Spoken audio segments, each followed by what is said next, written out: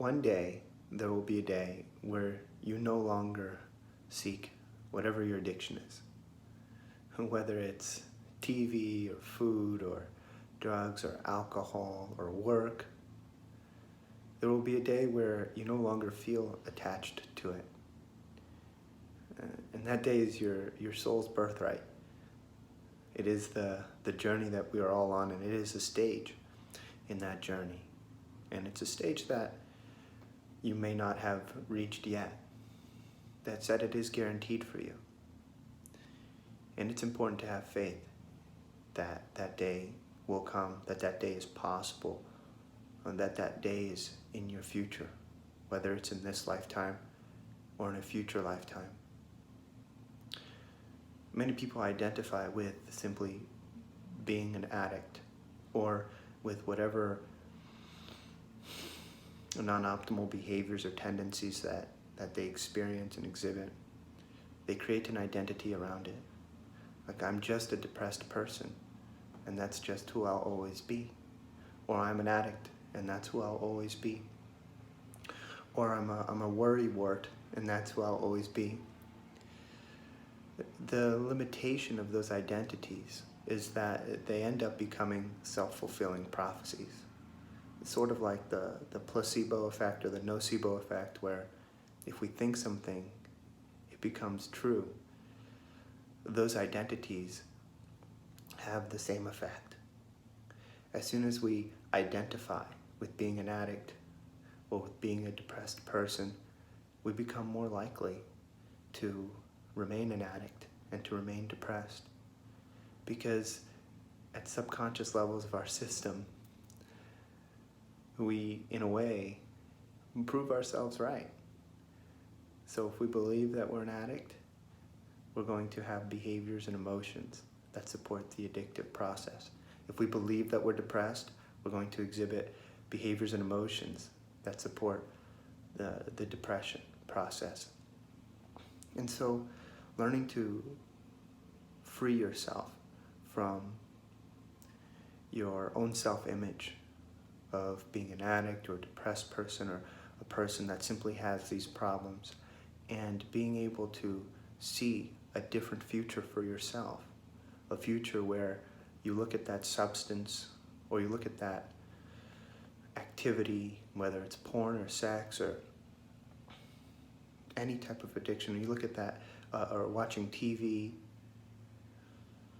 and you're able to entertain a future where you look at that addiction and you feel totally free from it, not attached to it. You look at it and it looks like anything else. The Buddha said that once you reach enlightenment, everything tastes like salt. Once you can look at your addiction and it's equal to everything, it's like salt. It just is, and you don't feel drawn towards it or pulled towards it because you're free from it. That is a possibility for you. And in many programs of recovery from various things, whether it be negative emotions or addictions or unfortunate life events, many of those programs actually reinforce an identity of sort of victimhood and an identity that surrounds the trauma or the addiction. And all that identity does is keep the corresponding emotions and thoughts and beliefs, and therefore state of being and life experiences in place that actually support the trauma and the addiction and the negative emotions. If you want to become someone who is not addicted to sugar or food or binge eating or drugs or alcohol or throwing up after eating or working or stressing or thinking, if you want to transcend those addictions, how important is it to be able to conceive of, to think of, to become aware of a version of you that exists without that addiction. And to be able to love that version of you and say, yes, it's possible. One of the first steps to manifesting positive changes is to believe in its possibility and the good of it. And there's definitely very much possibility and very much good in the future you that is free from whatever you currently feel addicted to now. And if you can accept that, and if you can begin to integrate that vision into your day-to-day life, asking questions like, what would it be like to go about my day feeling unaddicted, not attached to this thing that I used to be addicted or attached to? What would it be like to go about my day not feeling stressed or anxious, not feeling depressed? What would it be like to work in the kitchen, cleaning the kitchen, feeling free from stress and anxiety, feeling free from the feeling of I don't have enough time, feeling sober?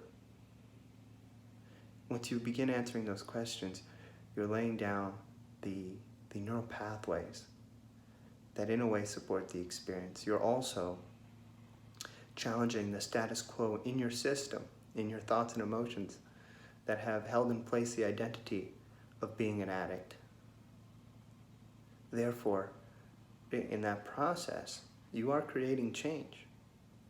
And if you're patient with yourself, and if you're accepting of yourself and understanding of yourself and loving and forgiving of yourself, then over time, sooner or later, you will find that day where you're actually free.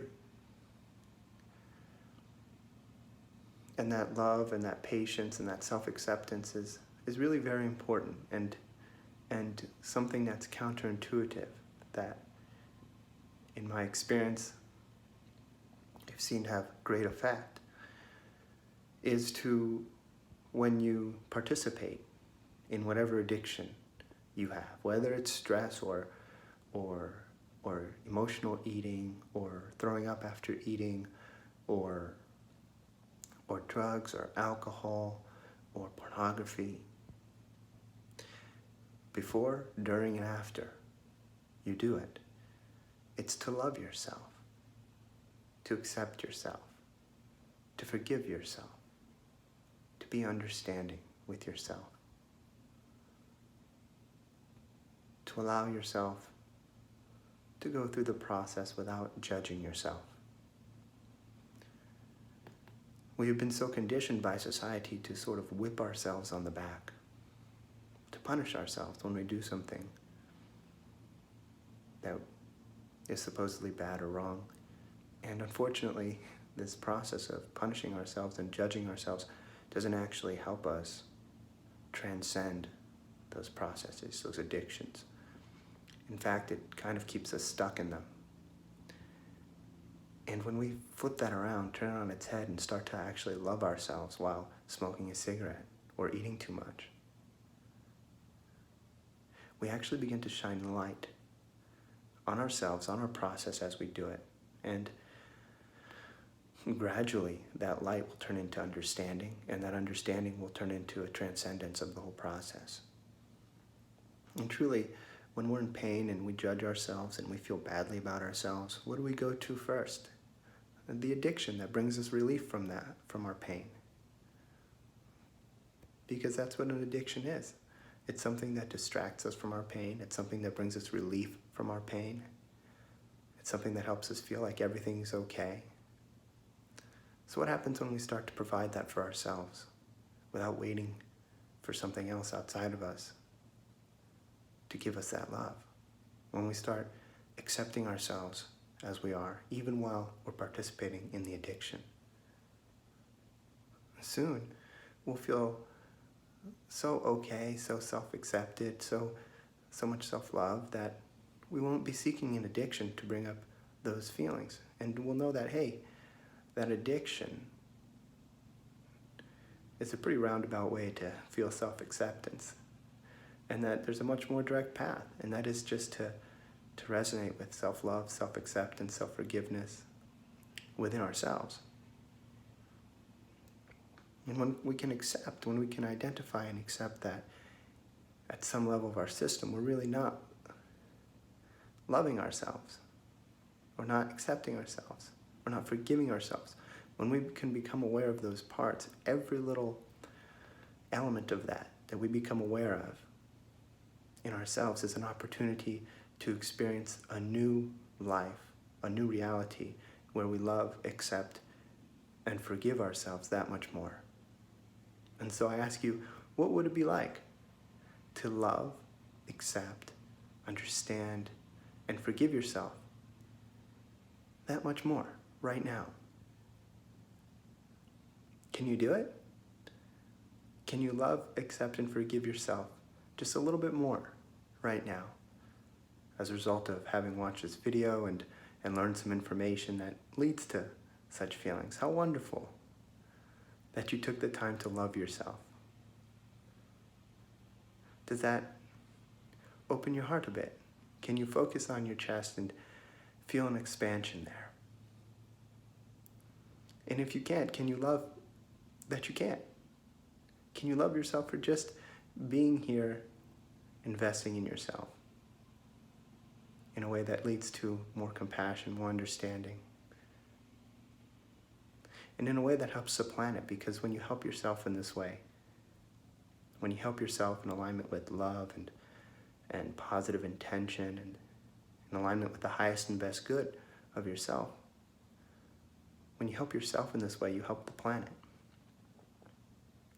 Because overall, our species is just a group of individuals. And when that group of individuals is full of individuals who love themselves, do you think that a lot of the problems that we're facing today might start to go away? I do. I hope that this video was helpful for you. Please leave your comments, and we'd love to see those.